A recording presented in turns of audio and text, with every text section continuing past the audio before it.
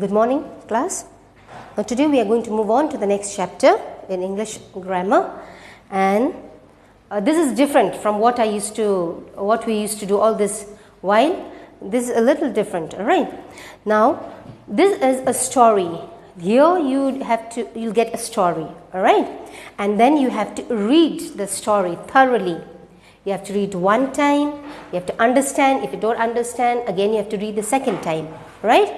And then again read it. And then after that, the questions will be set regarding all this story. Right? Like literature. Literature, in what you do in literature is a story will be given. You have to read the story and the questions will be set. Right? It's somewhat like this. But here in English, it's called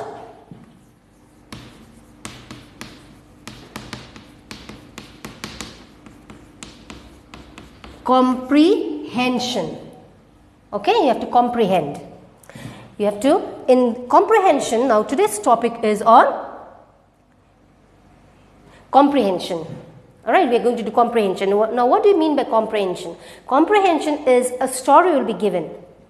Like every time it will be given a new story. Alright, during a class period, I'll be giving you a story which you must have read before, or any new story. Alright, and examination time you don't have to read or mark the same story, because you'll be getting a different story, a new story for you. Alright, and then during the examination time you have to read the story, understand. Now comprehension usually is to test whether you understand English properly or not. Right? So after reading the story, so to read and understand the story, there are some rules for comprehensions. Number one, you have to read the story thoroughly. Read the story nicely. Alright, you have to concentrate and read. Then again go back and read the story. And after you read it for the second time, then you go through the questions. The questions will be set regarding the story. Question answers will be given like it's given in literature. Fill in the blanks, true and false, complete the sentences, and many others, jumble words, okay, match the following. Many questions can be given regarding the story which you have just read. Right? Then, second, after reading, you have to understand. You have to understand the story. Alright? Well, if you don't understand the story, then you will not be able to do the question answers, because these question answers are all new for you. Alright? It will not be the same questions which you will be doing in the classwork or for your homework. Alright? It will be completely new question. Okay? But then reference to the context which you have in literature, it will not be given here. Like in literature, you will have a story, but from there you will have a reference to the context. I hope you know what is reference to the context. Miss Vidya does it with you. But that reference to the context will not be given in comprehension. Alright? Only simple questions will be given, so you have to understand it. So you have to read, you have to understand and comprehend. And this will test how well or how good you are in English. Alright? For example, I am going to read one story for you. Okay?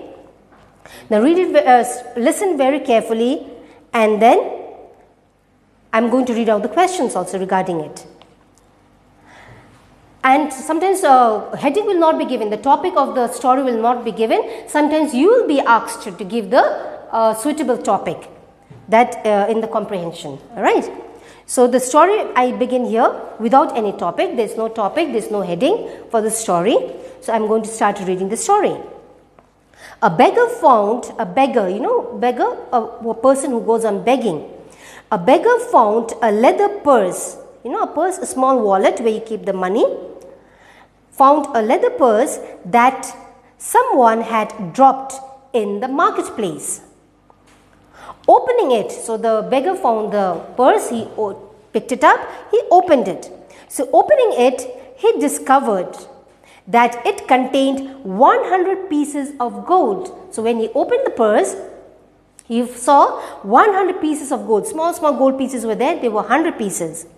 Then he heard a merchant shout. Then a merchant means a tradesman or a businessman, he heard somebody shouting, a reward to one who finds my leather purse. So when he just opened the purse, he saw 100 pieces of gold coins, small pieces in the purse.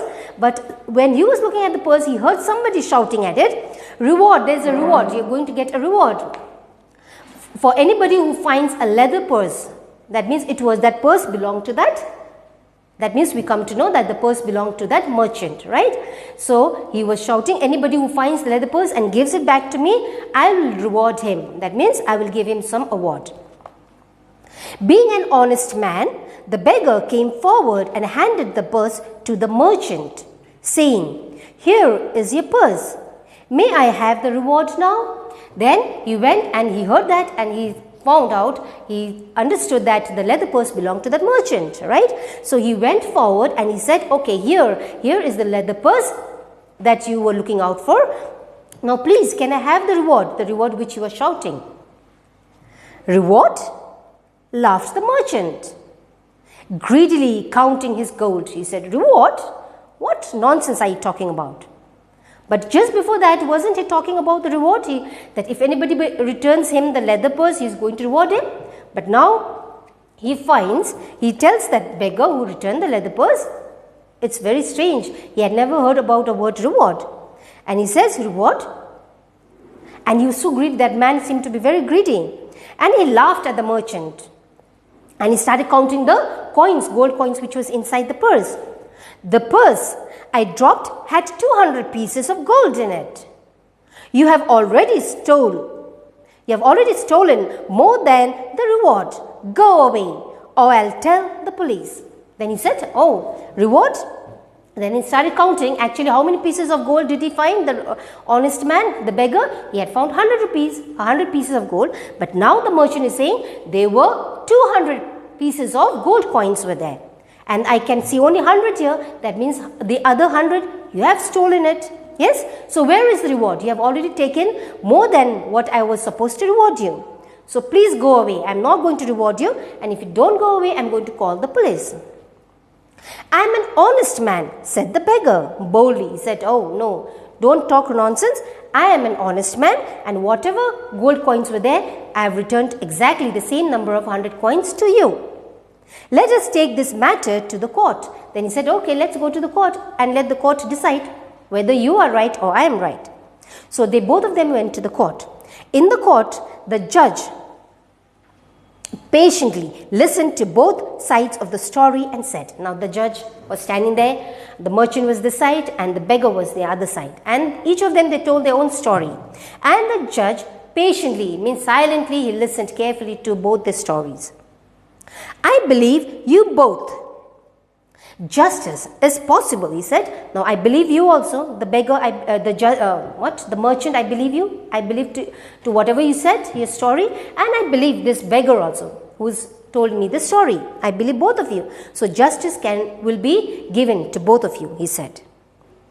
So justice is possible. Merchant, you stated that the purse you lost contained 200 pieces of gold.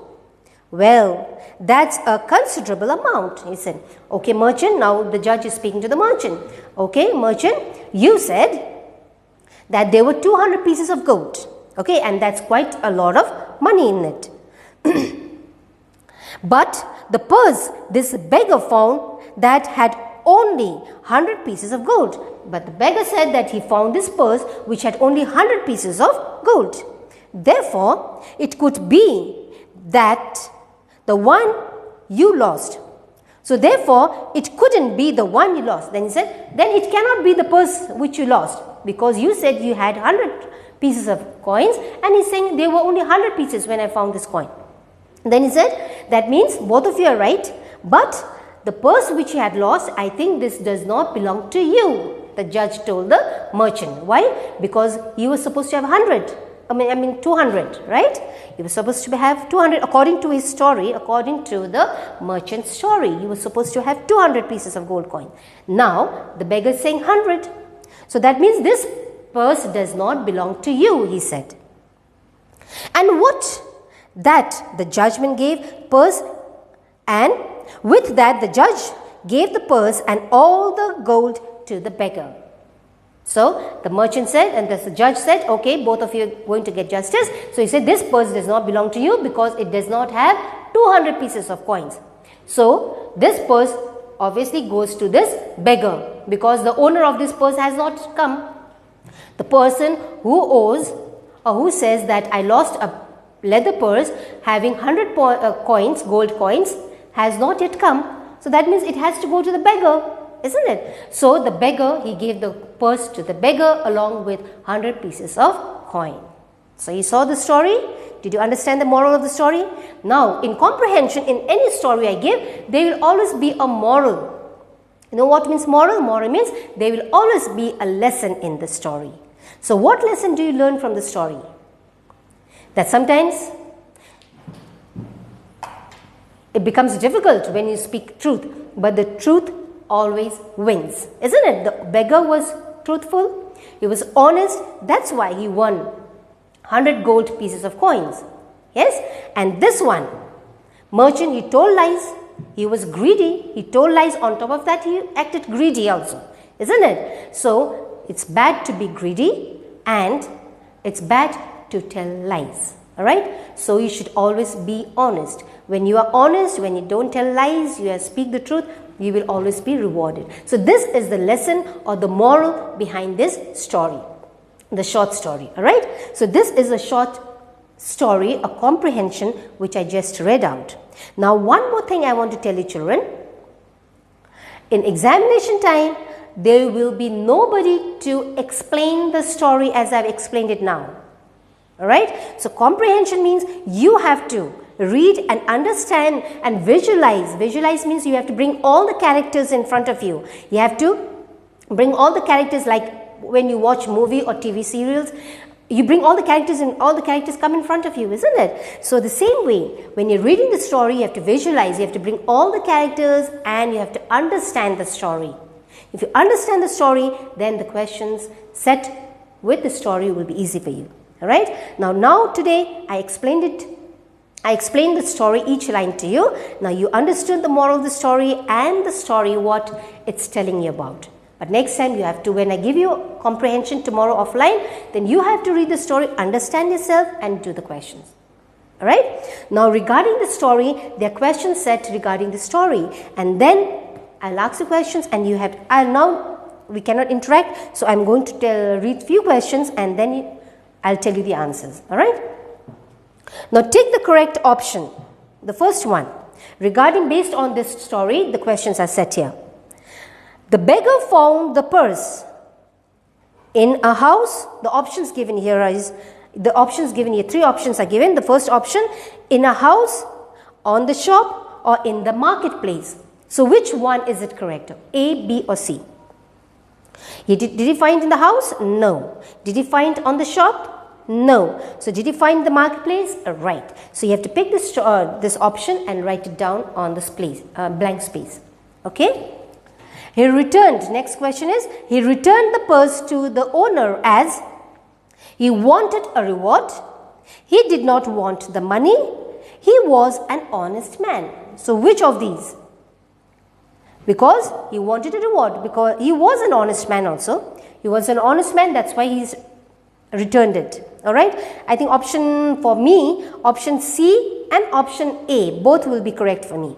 Because he wanted a reward also, because as he gave the purse, he asked for the reward, isn't it?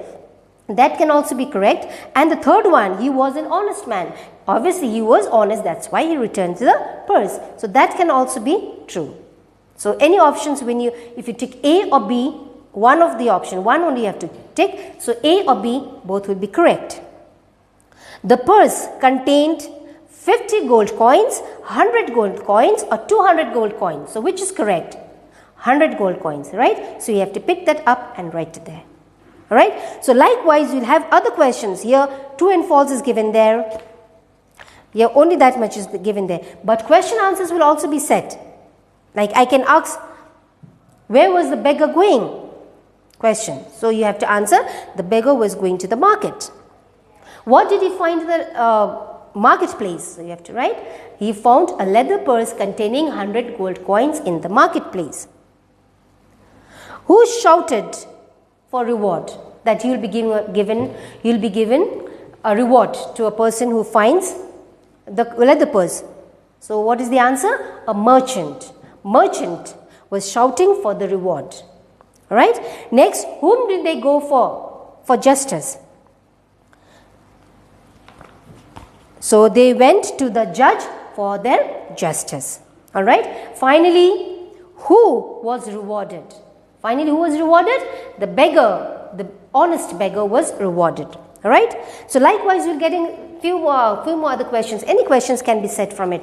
So like that, you'll have fill in the blanks, true and false, questions, complete the sentences, give the name or give the title or any title. What can be the suitable title? Because title is not given in the story, will not be given in comprehension. So you'll be allowed to write your own title, any title. It will be accepted. All right. And finally, what lesson do you learn from the story, or what is the moral behind the story, is that you should always be honest. Honesty will always be rewarded. All right. So that's it. So today's topic will be on comprehension. So like what children, now from today is the first time I am explaining it. From tomorrow, next time in the examination time, you have to read and understand. All right. So this will show how well you are in English and how well you can grasp all the whatever is given in the story. Okay. The moral, understanding, how you visualize, how you understand, how your reading is also important. Comprehension means reading also comes here. All right.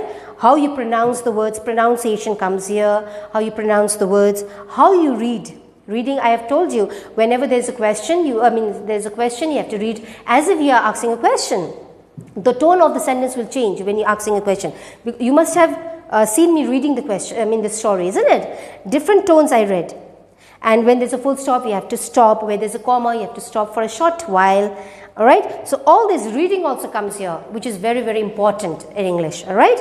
And the understanding comes here in comprehension. Reading, how efficient you are, and it helps you to read also. It helps you to for the spellings also. It is very important because until and unless you don't know the words, you don't know the spelling of the words, you will not be able to pronounce, isn't it? So pronunciation comes, spelling comes here, reading comes here, comprehension comes, understanding power comes, how you visualize, visualizing the words, visualizing, bringing all characters in front of you. Everything comes comes in this comprehension. All right, it's a correlated. It will be correlated. Each the visualizing will be correlated with reading. Reading will be correlated with spellings. So everything, comprehension is very, very important. Actually, very, very important in English grammar. All right. So offline tomorrow, I'll be giving one story for you along with the questions. You have to do it in your copies. All right. It will be a new question altogether. So thank you, children. This is all we have for comprehension for today.